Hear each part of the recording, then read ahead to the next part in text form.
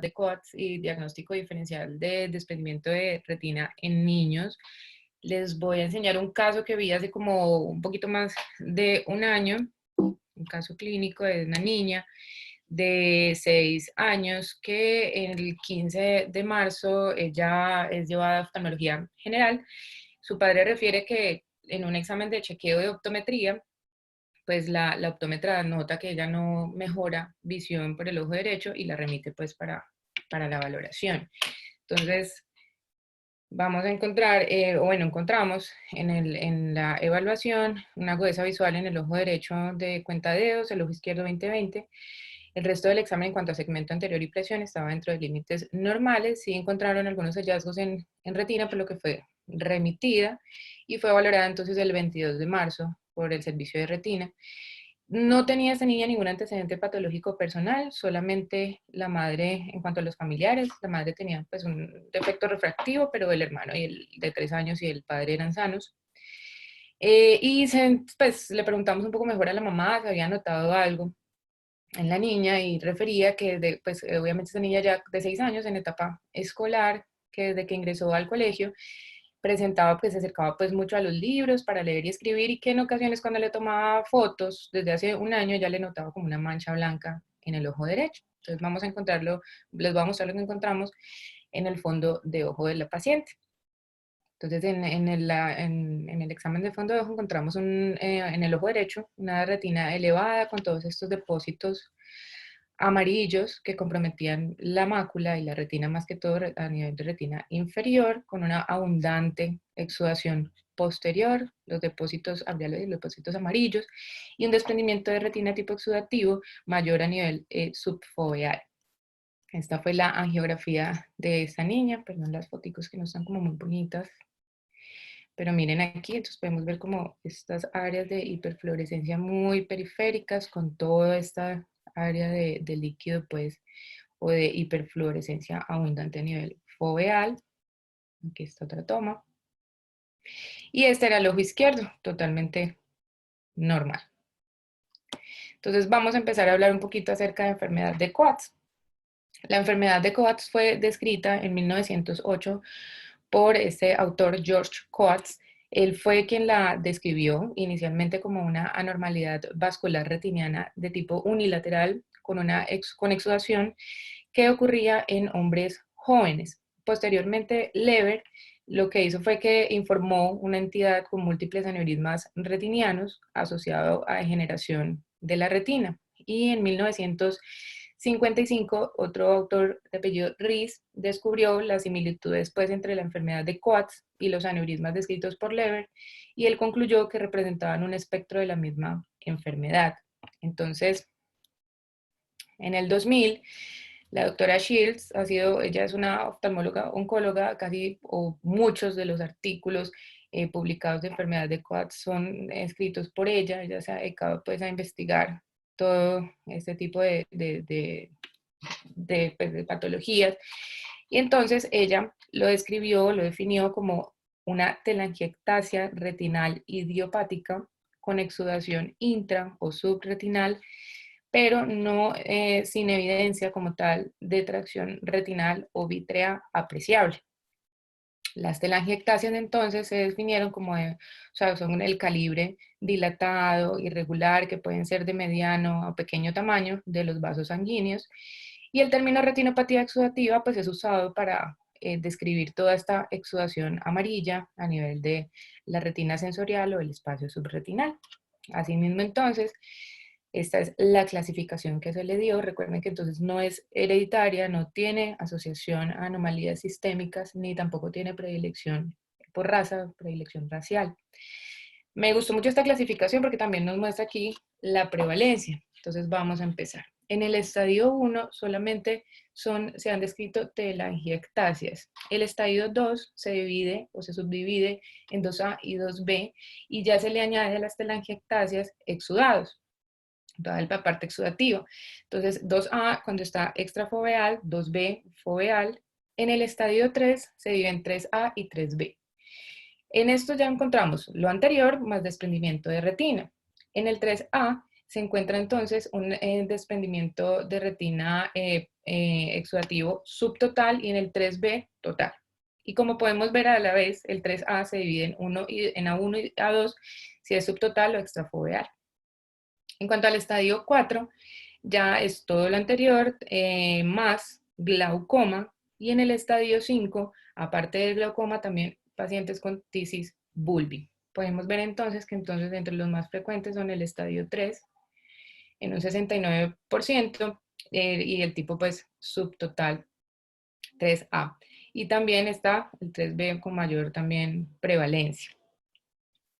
Entonces, vamos a empezar como a describir los hallazgos que se pueden encontrar en estos pacientes. Por ejemplo, en el estadio 2A, telangiectasias, como podemos ver por acá, exudación extrafoveal, ¿sí? No están en fovea, y en el estadio 2B ya toda esta exudación a nivel foveal con las anomalías vasculares periféricas, los aneurismas, las telangiectasias descritas. Vamos a ver entonces, en el estadio 3B ya está el desprendimiento de retina retrolental, se puede ver por detrás del cristalino. En realidad las hemorragias intrarretinianas en la enfermedad de Coats no son muy frecuentes, pero sí están descritas. Y la angiografía pueden ver aquí que nos muestran todos esos vasos dilatados, irregulares, con las telangiectasias y las fugas. En un estadio 3B también aquí, de nuevo, el desprendimiento de retina total. Vamos a ver aquí un desprendimiento pues mayor en un estadio 4 con desprendimiento de retina exudativo, buloso, pueden verlo muy grande, aparte pues de todos los hallazgos de las telangiectasias y los cambios vasculares. Y esta fue una foto de un niño de 27 meses que también presentó pues presión intraocular elevada y que finalmente tuvo que ser enucleado. Entonces vamos a hablar un poco de las características clínicas. Esta patología, esta enfermedad de Coats es más común en hombres. Entre la primera y segunda década de la vida, se ha descrito que también puede ser o puede ocurrir en adultos, pero se cree que estos pacientes en realidad pasaron o transcurrieron su vida pues asintomáticos durante pues, su infancia y que se diagnostican de manera tardía. El paciente más joven reportado en ser diagnosticado ha sido de 3 meses de vida, y en realidad en casi todos los casos, casi un 95 o 100%, se da de manera unilateral. No está claro, todavía no se ha definido por qué el predominio en el sexo masculino y por qué es unilateral. Los casos bilaterales son muy raros, siendo el otro ojo, o sea, es muy asimétrico, entonces el ojo va a estar un ojo muy afectado y el otro se pueden encontrar telangiectasias periféricas, pero muy, muy sutiles. De hecho, la doctora Shields publicó este artículo en el cual ella estudió 351 casos de enfermedad de Coats, de los cuales 295 fueron hombres, es decir, un 84% de sus pacientes en su estudio, y el 100% de los pacientes fueron unilaterales. Entonces, vamos a encontrar en cuanto al examen oftalmológico, que se puede presentar entonces con estrabismo, nistagmo, leucocoria. En realidad, el gold estándar pues, para el diagnóstico de esta patología es el fondo de ojo bajo oftalmoscopía indirecta. Pero a pesar de que es una anomalía vascular de la retina, sí se pueden observar algunos hallazgos en segmento anterior. Entonces, algo que me llama la atención es que puede haber también colesterolosis o presencia pues, de todas estas partículas o estas de colesterol a nivel de cámara anterior, y se dice que puede ser una migración de esos cristales de colesterol de los exudados a través de una diálisis en la retina. Y a pesar de la naturaleza pues como isquémica de toda esta enfermedad, la neovascularización como tal en la retina y en el disco son infrecuentes. Entonces vamos a ver aquí, asociado a catarata, la leucocoria y lo que les digo, la presencia de colesterolosis en cámara anterior. En cuanto a la agudeza visual, la disminución de la agudeza visual pues se va a ver relacionada obviamente con la presencia del líquido, de la exudación, de la fibrosis subfoveal, el edema macular que pueden presentar estos pacientes, y dependiendo de esto pues puede variar. También en el estudio de la doctora Shields, ella describió en sus pacientes que el 22% de los pacientes tenían una agudeza visual en el diagnóstico de 20/40. De 20/50 a 20/200 lo presentaron un 30% de sus pacientes, y menor de 20/200 el 49% de los pacientes.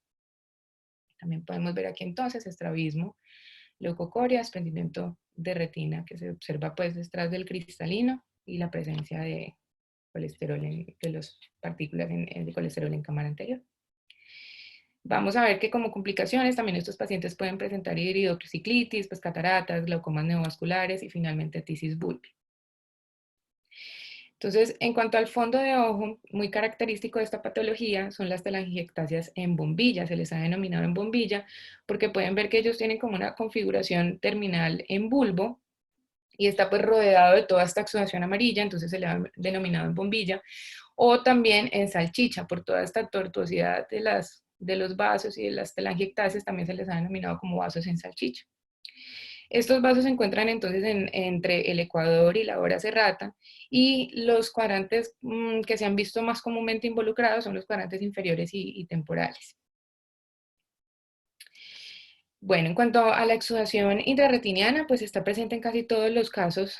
Puede ser generalizada, puede ser alejada como tal de las telangiectasias, aunque sí tiende a ir mucho hacia la mácula. Entonces, de hecho, el exudado macular denso ha sido denominado como un nódulo fibroglial y predice o nos dirá pues un diagnóstico visual pobre a pesar del tratamiento. Es decir, si no tienen el nódulo, es posible que en un 15% solamente, aunque igual es alto, se forme fibrosis macular, pero con el nódulo miren que es un 100% de formar una fibrosis macular. Entonces esos pacientes pues van a tener un muy mal pronóstico en cuanto a visión. Muy bien, a medida entonces que incrementa toda la exudación, pues se forma un desprendimiento de retina tipo exudativo que progresa hasta que la retina se puede ver pues por detrás del cristalino, como ya lo habíamos visto. Vamos a hablar entonces un poquito acerca de la fisiopatología.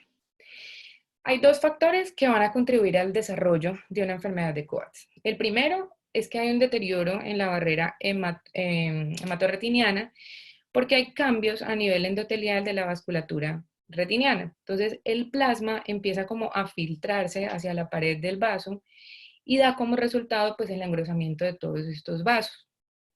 Y el segundo factor que influye es la presencia de uno de los pericitos, que son esas células de sostén que son anormales. Y pues ya junto con el endotelio que está dañado, pues causan el abultamiento de los vasos, las telangiectasias características, la exudación de lípidos, y van a terminar siendo los responsables pues del engrosamiento y el desprendimiento de la retina. En cuanto al diagnóstico, como ya lo dije, el gold estándar pues es una oftalmoscopía binocular indirecta, pero pues también nos podemos apoyar de otros métodos para en realidad descartar que no vaya a ser, por ejemplo, un retinoblastoma, que ya lo vamos a ver un poquito más adelante. Entonces, en cuanto a la ecografía, pues nos va a permitir confirmar qué tan la extensión de la enfermedad, la ausencia de una masa coroidea. Recordar que cuando no es posible, pues valorar el segmento posterior si hay pues opacidad de medios o poca colaboración por parte del paciente, pues esto sería algo útil. Y también nos ayuda a descartar retinoblastoma porque pues nos ayuda a observar presencia o no de calcificaciones. En cuanto a al diagnóstico por imagen, no puse el tag porque lo malo con el TAC es que no es útil para distinguir casos de retinoblastoma sin calcificación, que los puede haber, ¿no? Y además, pues se han visto casos de COATS que muestran calcificación. Cuando tienen esos casos avanzados, que tienen nódulos submaculares como los que les mostraba previamente, pueden mostrarse como una calcificación. Entonces, es muy importante, pues, hacer un buen diagnóstico, en este caso en estos pacientes, y lo ideal, si quisieran tomar una un diagnóstico por imagen, sería realizar una resonancia magnética. Entonces, la resonancia va a ser útil más que todo en enfermedad avanzada, porque, o sea, tiene una menor utilidad en estadios iniciales, porque no vamos a encontrar muchos, pues si en estadios iniciales solamente está la telangiectasia, los exudados, pues no va a ser muy útil. Y va a ser superior al TAC, pues porque vamos a descartar un retinoblastoma, porque pues ya va a haber ya una diferencia marcada entre la exudación subretiniana y como tal una masa pues clara que se puede observar en la resonancia.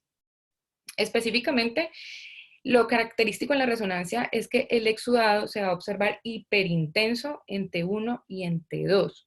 Y hay que recordar que en el retinoblastoma el tumor se va a ver hiperintenso en T1, pero hipointenso en T2, y esto va a cambiar o va a mejorar con el gadolinium. En cambio, en la enfermedad de Coats, no. Entonces podemos ver aquí, este es el ojo derecho, que se ve en T2 hipointenso, a pesar de que les dije que debería verse hiper, pero cuando ya la enfermedad presenta pues todos estos cambios vasculares y la exudación, no siempre se va a ver hiper, pero cuando ya se hace la supresión grasa ya se puede ver que ambos sí son hiper, a diferencia pues de lo que se vería en retinoblastoma.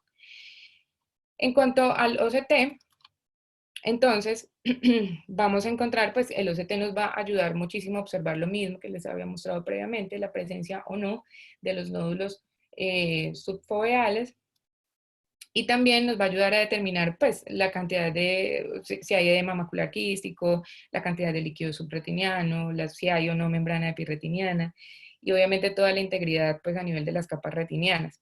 Y nos sirve para monitorizar la respuesta al tratamiento en caso de lo que se elija. Entonces aquí podemos ver pues toda esta iteración, y por ejemplo aquí ya la reabsorción de todo este líquido. Y esto fue un paciente al que le aplicaron triamcinolona intravítrea. Entonces el OCT nos puede ayudar mucho como, pues a mí me parece que es muy útil para monitorizar más que todo como la respuesta al tratamiento. Vamos a ver en cuanto a la angiografía, vamos a observar entonces hiperfluorescencia temprana de las telangiectasias, de los aneurismas, y de manera tardía vamos a encontrar toda esta hiperfluorescencia pues de fluido subretinal, las áreas de fuga sobre las telangiectasias, y vamos a ver ejemplos de cada uno de los estadios. Entonces, en este caso es una niña de 10 años con un estadio 2A en el ojo izquierdo. Vamos a ver entonces solamente, miren, las telangiectasias muy temporales, y la angiografía nos muestra igualmente las telangiectasias con toda esta zona avascular y leve fuga en la fase tardía. Vamos a ver aquí en la foto A un estadio 3A1, es decir, la exudación extrafoveal. Igualmente, miren todas las anomalías, todas las áreas de no perfusión que están entre las áreas de las telangiectasias. Un estadio 3A2, ya vemos entonces la exudación foveal, igualmente, telangiectasias, las áreas de no perfusión. Y en esta foto E, ya el desprendimiento de retina exudativo total. En este paciente ya había, ya pues, podemos ver los capilares muchísimo más dilatados, e igualmente todas las áreas en donde no hay perfusión. Vamos a ver aquí entonces en este paciente, un paciente de 17 años con un estadio 3B, ya es una exudación subretiniana muy extensa con desprendimiento de retina total, todas las anormalidades perivasculares pues que hemos descrito. Como también disco. También igualmente vamos a ver en la fase de la angiografía, la fase temprana, pues los llenados de los canales vasculares telangiectásicos en la periferia, las áreas de no perfusión adyacentes, y en fase tardía también encontramos la parte de la fuga de los vasos telangiectásicos, pues también a nivel del disco. Bueno, aquí entonces ya podemos ver un estadio 4 con el desprendimiento de retina extenso, en la angio también, las telangiectasias, podemos ver también todas estas áreas de telangiectasias que ya les he dicho que son como, que se describen como salchicha. Y aquí también un desprendimiento de retina total buloso, ya todos los cambios grandísimos pues a nivel de los vasos. Entonces vamos a hablar un poquito acerca de los diagnósticos diferenciales.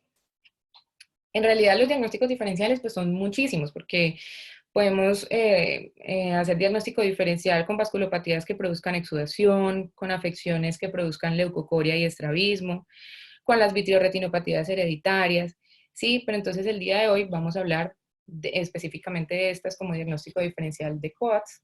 Y en cuanto al desprendimiento de retina, pues el desprendimiento de retina en los niños es muy raro, y en comparación con los adultos es solamente un 3%. En los niños el más frecuente es el desprendimiento de retina regmatógeno, seguido del traccional y seguido del exudativo. Y en cuanto al desprendimiento de retina reumatógeno, pues la causa principal va a ser el trauma, seguido de miopía, seguido de las anomalías congénitas del desarrollo y finalmente pues secundarias cirugías previas, cirugías oculares previas. Entonces, vamos a tener, si es un desprendimiento de retina reumatógeno, el síndrome de Stickler, el síndrome de Marfan. Si es exudativo, ya vimos que es pues, característico de la enfermedad de Coats, y traccional, la vasculatura fetal persistente. Pueden haber como una combinación de ellos en, por ejemplo, las vitreoretinopatías familiares exudativas. Vamos a hablar un poquito de generalidades en cuanto al desprendimiento de retina. Traje este estudio, me gustó, es un estudio en el cual, que fue retrospectivo en pacientes menores de 16 años que evaluaron desde el 2008 hasta el 2015. De estos entonces evaluaron 28 ojos de 24 pacientes y ellos encontraron la edad promedio, encontraron pacientes desde los 2 hasta los 16 años. La mayoría, en un 62.5%, que eran 19 ojos, fueron hombres. En un 37.5%, 9 pacientes eran mujeres. La edad de los pacientes masculinos en promedio fue de 12.1 años y en las niñas de 10.7 años. Y la causa más común de desprendimiento de retina fue el trauma, seguido pues de otras condiciones asociadas en donde están lo que ya hemos nombrado, el síndrome de Stickler, anomalía de Peter, de Coats, el retinoblastoma. Y de esto es lo que vamos a hablar entonces un poquito a continuación. Entonces, en cuanto a la enfermedad de Coats y el retinoblastoma, es muy importante pues lograr diferenciarlos. Por ejemplo, entonces podemos ver que en el retinoblastoma la edad promedio son un poco más pequeños. No hay predilección por sexo, sí puede haber más casos bilateral, a diferencia de la enfermedad de Coats, que bilateral es muy, muy poco lo reportado. Puede haber historia familiar, rara vez tiene exudados, y recuerden que en Coats pues ya los exudados son muy característicos de la enfermedad. Vamos a encontrar células tumorales, mientras que en la enfermedad de Coats hay cristales de colesterol, y pues obviamente la lesión en masa con las calcificaciones nos va a ayudar con el diagnóstico o con la diferencia. Me llamó mucho la atención también que en una enfermedad de Coats podemos encontrar xantocoria, que es el reflejo pupilar amarillo por todos esos exudados que ya hemos descrito. Mientras que en el retinoblastoma podemos encontrar es la leucocoria. Entonces eso me llamó la atención como para diferenciarlos. Lo otro es que en retinoblastoma pues vamos a encontrar una masa blanca que puede ser solitaria o que puede ser multifocal, con vasos intratumorales anormales, las calcificaciones, y pues diferenciarlo va a ser muy importante porque si no lo diagnosticamos pues puede llevar a la muerte de ese paciente, o si lo diagnosticamos mal, por el contrario, pues nos puede llevar a enuclear un ojo sin un tumor maligno, ¿no? Entonces, es importante saber también que en la ecografía pues deben diferenciarse bien los depósitos de colesterol y no irlos a confundir como tal con una calcificación. Vamos a hablar un poco de la vasculatura fetal. Sí. Perdona, Jennifer, te interrumpo un poquito. Sí, déjalo ahí un segundito. La diferenciación con el retinoblastoma clásico pues no ofrece, digamos, mayor conflicto, ¿no? Tú ves una masa aislada, calcificada, sin telangiectasias, en comparación al cuadro exudativo. El problema del retinoblastoma no es el retinoblastoma clásico, sino es la diferenciación que existe con lo que se denomina retinoblastoma difuso. Si tú examinas a los autores de los artículos que tú has mencionado, la doctora Shields y el esposo que está en todos los artículos que tú pusiste ahí, el doctor Jerry Shields, ellos son referentes mundiales en retinoblastoma. Y yo creo que por eso es que ellos publican sobre esta enfermedad sin ser su tópico, digamos, por excelencia. Ellos son dedicados básicamente a tumores y a retinoblastoma. El problema es el retinoblastoma difuso. En el retinoblastoma difuso sí hay exudación, hay desprendimiento de retina y no se forma una masa. El retinoblastoma difuso no calcifica. Entonces ese es el tipo de retinoblastoma que confunde enormemente con la enfermedad de Coats, porque puede ser generalmente unilateral, y comparte muchas características. Se puede presentar más tardíamente, no es tan agresivo, entonces puede presentarse en una edad más avanzada. No se asocia con alteraciones usualmente, por lo menos al principio del segmento anterior, o sea, no hay microftalmos, que sería un hallazgo importante para diferenciarlo, por ejemplo, de la persistencia de vasculatura fetal. Produce exudación y el COATS puede producir también calcificaciones y puede producir masas. O sea, los depósitos de colesterol se pueden comportar visiblemente como una masa. Entonces, es el retinoblastoma difuso el que confunde por esas características que te mencionaba, ¿no? Alteraciones vasculares, exudación, ausencia de masas. Y ahí es donde el problema se complica un poquito, ¿no? Quería comentarte eso. Bueno, en cuanto a la vasculatura fetal persistente, Natalia nos habló la semana pasada muy claro pues, acerca de eso. Vamos a hacer como un leve recorderis, pues es un término utilizado para describir un conjunto de malformaciones vasculares congénitas y se divide en tres categorías, puede ser anterior, posterior o pueden ser mixtas. Lo característico es que sí son unilaterales y vamos a encontrar entonces en la parte podemos encontrar que también esta masa retrolental o esta membrana, perdón, fibrovascular retrolental, pues puede empujar el iris, generar una cámara estrecha y un glaucoma secundario como de instauración muy rápida en los pacientes. También pueden haber sinequias anteriores, posteriores, se pueden ver tracción de los procesos ciliares que se pueden ver como elongados y va a estar asociado, como decía el doctor, a microftalmo, también a estrabismo y a catarata. En cuanto a la posterior, pues ya vamos a ver entonces una membrana vítrea, se ha descrito como el tallo pues, retiniano pues, que va a terminar generando tracción y desprendimiento de retina. Y que puedes encontrar, o se puede encontrar en pacientes justo después de nacer, se puede encontrar en el tallo y el desprendimiento de retina en estos pacientes. Entonces es muy diferente asociado a microftalmo y pues que vamos a encontrar el tallo.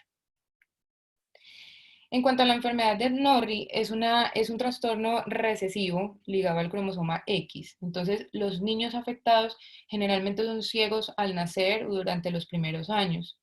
Alrededor de un 25% de estos niños van a tener también retardo en el desarrollo y un tercio desarrollan también sordera, que inicia a finales de la adolescencia. Y como características también es que se encuentran cataratas bilaterales, pliegues retinianos bilaterales, desprendimientos de retina igual bilateral y hemorragia vítrea. Entonces, en cuanto al desprendimiento de retina, en cuanto a los desprendimientos de retina, se han descrito como calabaza, son de inicio temprano, se han descrito hasta desprendimientos de retina en útero que los observan en la ecografía y estos van a progresar a una masa pues vitreoretiniana extensa y pues lastimosamente a la ceguera bilateral en estos niños. Los signos tardíos ya van a incluir glaucoma, opacidad de la córnea, queratopatía en banda, también tisis bulbi y se han identificado como causales más de 100 mutaciones a nivel de un gen denominado NDP. Este gen se expresa en todas las capas neurales de la retina, del cerebro, de la cóclea y codifica para una proteína denominada norrin. Y esta proteína pues es clave para el desarrollo ocular, para el mantenimiento de las células madre en la retina, para su vasculogénesis, la formación del cuerpo ciliar, la córnea, el cristalino. Entonces, pues esta alteración nos va a llevar a ese tipo de desprendimientos de retina y la cirugía en realidad de vitrectomía no está indicada en estos pacientes, más bien pues el apoyo genético en el caso de esta enfermedad de NOR. Vamos a hablar ahora de la enfermedad de Eales. La enfermedad de Eales fue descrita en 1880 por Henry Eales como una vasculopatía periférica idiopática. Sus causas en realidad no están descritas, siguen siendo causas que no han sido identificadas. Es bilateral también en un 70-80% de los casos, también en hombres en un 97% de los casos, previamente sanos. La edad de inicio es aproximadamente entre los 20 a 30 años de edad, pero la edad más temprana descrita ha sido de 10 años, con un promedio de 26 años y se ha visto más que todo en la India. Sí se ha asociado a otras alteraciones sistémicas como tuberculosis, esclerosis múltiple, trastornos hematológicos. Entonces, en estos pacientes es importante hacer estudios complementarios completos. En cuanto a los síntomas, mioesopsias, igual disminución de agudeza visual, y las manifestaciones clínicas, vamos a tener entonces reacción, en estos pacientes sí puede haber reacción inflamatoria en segmento anterior con precipitados queráticos. Vamos a encontrar entonces cambios isquémicos en periferia, las zonas de periflebitis, oclusión.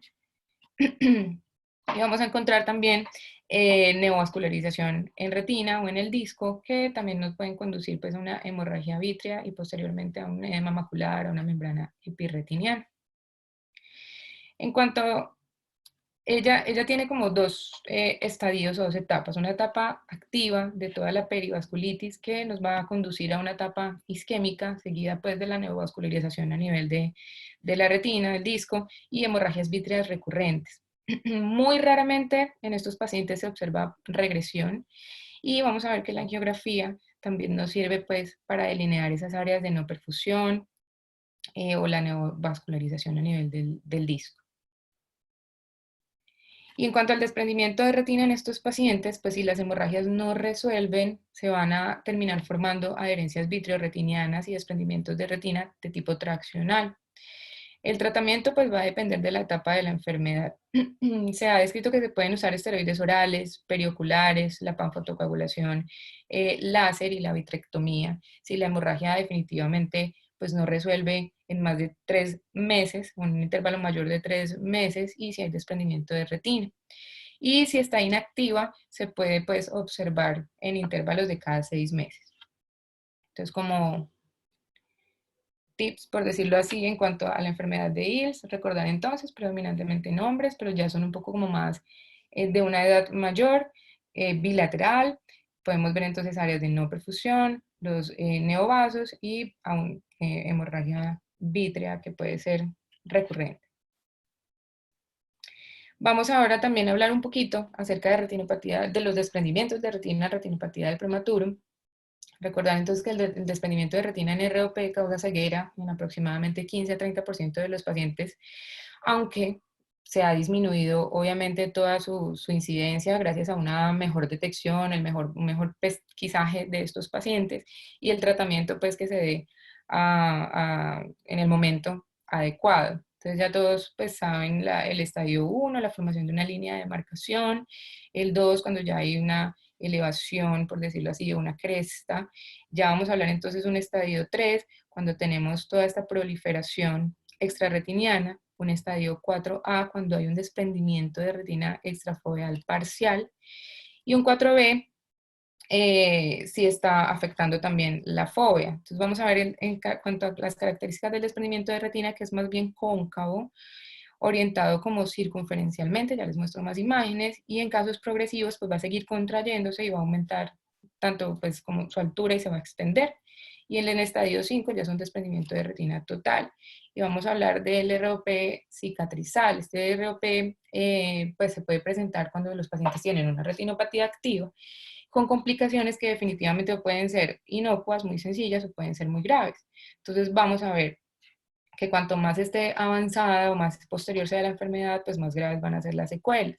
Entonces, en un estadio 1 solamente podemos encontrar alteraciones pigmentarias periféricas. En el estadio 2 ya podemos encontrar entonces fibrosis como temprana y estiramiento de las arcadas vasculares. Ya en un estadio 2 tardío vamos a encontrar el arrastre de la papila y de la mácula. En un estadio 3 ya una fibrosis periférica con contractura y un pliegue que se denomina pliegue falciforme. Y vamos a ver en un estadio 4, bueno, aquí también tenemos entonces el desprendimiento extrafoveal. Vamos a ver aquí el desprendimiento en un estadio 5, un desprendimiento de retina total con un anillo, miren aquí, completo. ¿Sí? Entonces es pues, bastante diferente a la enfermedad de Coats, como lo pueden observar. En cuanto al tratamiento, pues puede intentarse una vitrectomía, pero pues en realidad los resultados en estos niños son muy insatisfactorios. Este artículo me gustó mucho, lastimosamente venía en alemán, pero nos sirve para ayudar como a diferenciar, es como perlitas para ayudar a diferenciar entre ROP, lo que hemos hablado, la enfermedad de Norrie, la persistencia de la vasculatura, la enfermedad de Coats y de Illt. Entonces, por ejemplo, podemos ver aquí en cuanto al género las diferencias, en cuanto a la herencia, ¿sí? Ya sabemos que estos no tienen ninguna asociación a factores hereditarios. La lateralidad es súper importante, si hay o no microoftalmos. Si tenemos zonas avasculares a nivel de periferia, si tenemos asociaciones o no sistémicas. Entonces es como un resumen, por decirlo así, que nos puede ayudar a diferenciar uno del otro. Devolviéndonos a enfermedad de Coats, en cuanto al tratamiento, pues el manejo va a ser principalmente dirigido a preservar la función, obviamente, de la mácula, intentando pues minimizar el edema macular, la exudación, y el objetivo es cerrar esas áreas de fuga para permitir que se reabsorban los exudados. Entonces, en caso de solamente telangiectasias, se ha determinado observar, pero si hay progresión, pues se inicia tratamiento. Esto es como un cuadro de lo que se realiza en dependencia del estadio. Podemos ver que ya si es un ojo ciego, pues doloroso, pensar en nucleación. Y también se ha usado triamcinolona intravítrea y el uso de antiangiogénicos, pues como terapia coadyuvante. En cuanto a la panfotocoagulación láser, se ha descrito que es ideal en estadios tempranos, en etapa 2, con exudación, pero sin desprendimientos de retina. Se ha descrito también que los estadios 3A y B son susceptibles a crioterapia, pero no sé, pues una crioterapia, realizarla pues en un desprendimiento, en estos casos 3, en estadios 3 que ya tienen desprendimiento de retina, no sé qué tan útil pueda llegar a ser, pero ambos requieren intervenciones nuevamente, reintervenciones, y se debe esperar de 3 a 4 meses para realizar nuevas sesiones. Y igualmente, pues si la mácula ya presenta un alto nivel de lípidos, pues la visión va a seguir siendo mala, a pesar de que los exudados se reabsorban. En cuanto a la terapia antiangiogénica, pues se realiza también en combinación con la vitrectomía para ayudar pues a resolver el cuadro de manera un poco más rápida, tratar el edema macular, porque pues nos va a ayudar a reducir todo ese exudado, el fluido subretinal. Y a pesar de que los factores de crecimiento endotelial no están involucrados con la patogénesis de la enfermedad de Coats, pues sí se ha descrito que sus concentraciones elevadas se relacionan con la severidad y la extensión de los desprendimientos de retina exudativos. Entonces, vamos a ver aquí, también esta tabla me gustó mucho porque nos habla de las opciones de tratamiento y cómo ha avanzado con el tiempo. Entonces, por ejemplo, en cuanto a la observación, antes se realizaba más que todo observar a estos pacientes. Ahora ya se usa, bueno, desde antes y ahora también se usa mucho, lo que más se usa es la panfotocoagulación láser. El uso de los antiangiogénicos ya podemos ver en un 18% para el 2010, obviamente pues con el advenimiento de todos estos medicamentos. Y miren la enucleación, antes enucleaban muchísimo a estos pacientes y ahora ya en un 1%. Y en cuanto a la completa resolución o la resolución también, reabsorción completa de todo el fluido retiniano, pues podemos ver que igual tampoco es que mejore en un 100% en ninguno, ni antes ni ahora. En cuanto a los factores pronósticos de mala agudeza visual en estos pacientes, pues si hay fracaso en la resolución o en la reabsorción de todo el líquido a pesar del tratamiento, si hay macroquistes retinianos, si hay glaucoma neovascular, y pues definitivamente se va a asociar con una mala agudeza visual menor de 20/200, mayor elevación de la presión intraocular en estos pacientes que yo definitivamente no resuelvan pues a pesar de todo el tratamiento. Y bueno, esto era lo que quería compartirles acerca de enfermedad de Coats y los diagnósticos diferenciales. Un comentario sobre el láser, Jennifer. Realmente yo pienso que no se habla de panfotocoagulación, sino de fotocoagulación láser de las áreas, digamos, de las áreas comprometidas, ¿no? A veces es difícil, digamos, cuando está muy sectorizada la enfermedad, distinguir cuáles son las áreas de filtración isquémicas. porque pues hacer angiografías en niños, sobre todo en niños pequeños, es bien difícil. Pero hay una manera como se puede manejar esto y también es útil, por ejemplo, en las vitreotinopatías exudativas familiares, es hacer lo que se denomina un angiograma, que es básicamente una especie de angiografía fluorescénica en vivo. Entonces lleva uno al paciente a cirugía, allí se le inyecta la fluoresceína y uno utilizando un oftalmoscopio indirecto, pues se usa la luz de cobalto, la luz azul, y uno puede ver las áreas de filtraciones en vivo. O sea, lo que hace la angiografía pues es tomar las fotografías y hacer todo este tipo de maniobras tecnológicas, pero uno puede verlo en vivo haciendo una especie de angiografía, eh, como te digo, con el paciente en salas de cirugía utilizando la luz de cobalto y se ve supremamente bien. Uno ve cómo va filtrando la fluoresceína y distingue las áreas de filtración muy bien. Y eso ayuda para hacer la fotocoagulación láser en estos niños pequeñitos.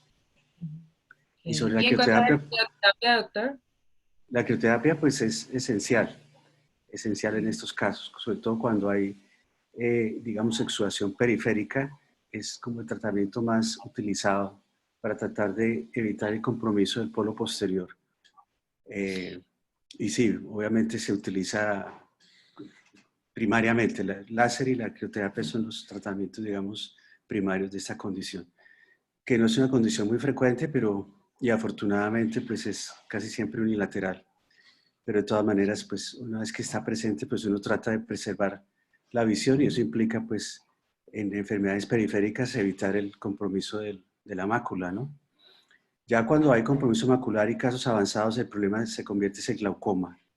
Estos glaucomas son de difícil y complejo manejo porque hay compromisos ya del segmento anterior con vascularización del iris, neovasos en el iris y pues se hace mucho más complejo el manejo, pero pues como les digo, si uno es capaz de diagnosticarla en etapas tempranas, pues hay mucho trabajo que se puede hacer para evitar esas complicaciones tardías, ¿no? Y yo pienso pues como